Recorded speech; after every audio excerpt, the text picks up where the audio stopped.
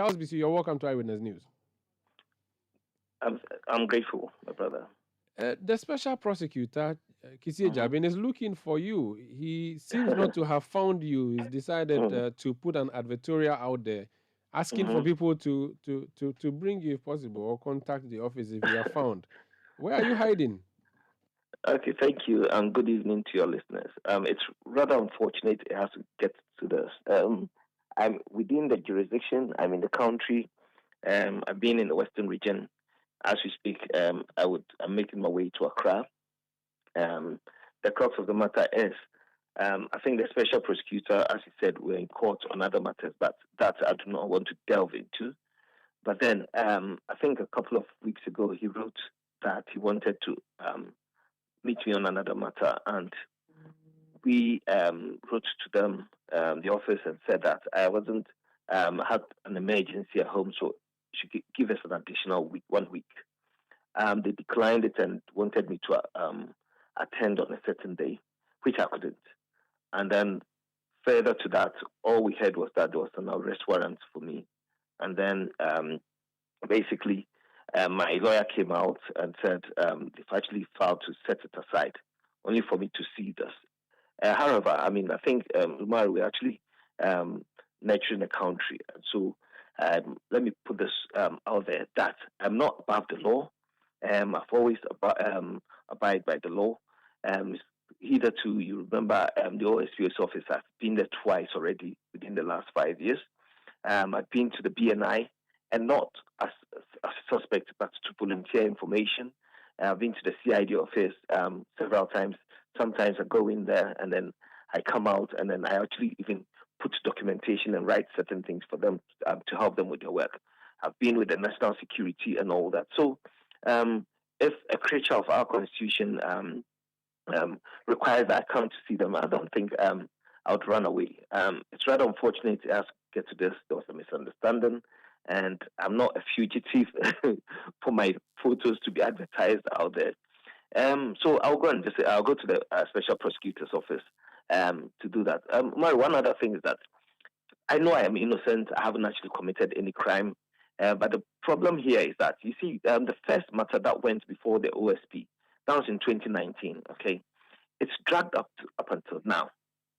So, one, people would see you as a criminal, where the investigation that I've written petitions to the OSP's office that, I mean, under Martin Amidu and then subsequently Kisi Jabin, for us to actually bring everything to a logical conclusion. But then he hasn't got into that, so we're still actually dealing with that matter. So once that thing comes up, people think that, yes, he's a criminal. But I can actually, yes, put it out now authoritatively that I haven't done anything wrong. I do not own any excavator. I never sold any excavator. I wasn't in charge of expenditure at the IMCI because I was only a secretary. Um, I do know about gold nuggets that were seized and that sort of thing. So we will talk. I'm not going to delve into it. We are going to talk about it. But I was thinking that these things should be done with expeditiously. So that when there's an albatross hanging over your neck, people will think that, yeah, okay, he's been there and then he's out. But I think our system actually allows certain things to happen where it drags and then people think that, yes, he's a criminal. And by the time it gets to that point, you have children, you have family, and then it affects other people around you. So to answer your first question, I am within the jurisdiction. I'm not above the law, and so as everyone else, even the president, abides to the rule of law. I am going to attend the office and then actually render every information that they require from me. Is it the case that they were calling your phone, they could not reach you, or sent you email which you did not reply, or sent No, emissaries to you that you ignored? no, Why do you nothing, think it got to this level? none Do you have an whatsoever. issue with the office for which reason this publication would come out? Because it has your full name. I can't even pronounce some of them. Charles Cromwell Nanabeyin Nana being Onuawoncho Onia Bis won't top you. Onuawoncho Bissue.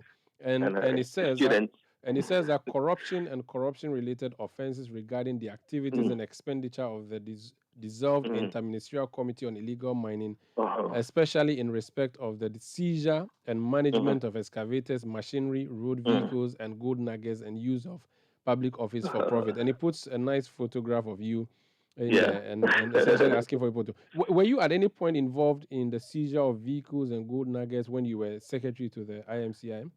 I left the office in 2019, and everything that was as a secretary was handed over nicely when I stepped aside and all that. So, and I believe that the most of the interministerial committee works with ministries, and I believe that those ministries have the relevant rules and regulations that they work with. So, to the best of my knowledge, everything that we did there, conformed to the mandate that we were given. Um, at this point, I do not know the questions that I am going to be asked. But for me, I know that one, if it's to do with expenditure, I was an expended officer. Um, Two, there was things like the excavators and all that. All of them were done transparently. There were people who were in charge of that and all that. So, um, as a secretary, my job was to take directives from the 10 ministers and then actually implement them on a day-to-day basis. And so, I've got nothing to hide. The only thing is that if I had something to hide, then Mary, I've been on your over the last 4 years. You've interviewed me on projection of the government and defending my government, the MPP government. I've been on several radio stations and TV stations doing that. If I had any iota of blemish on me, I wouldn't have actually availed myself to do that, because if you do that, then you'll be actually insulting the Ghanaian populace. So I believe that at the end of the day, we all get to know the truth, and then my name will be actually the reputation that has been started will be remedied. And I believe that going there is another opportunity, as I've done in the past. The BNI, the CID have gone there and then came up with my reputation intact. By the way, is this related in any way to the earlier investigation by the CID, which became a subject of controversy after the president announced that you had been exonerated? I do not know. I do not know. I do not know. I think you have to ask the office of the OSP. I think that it was they wrote another letter to say talk about expenditure and activities of the IMCIM.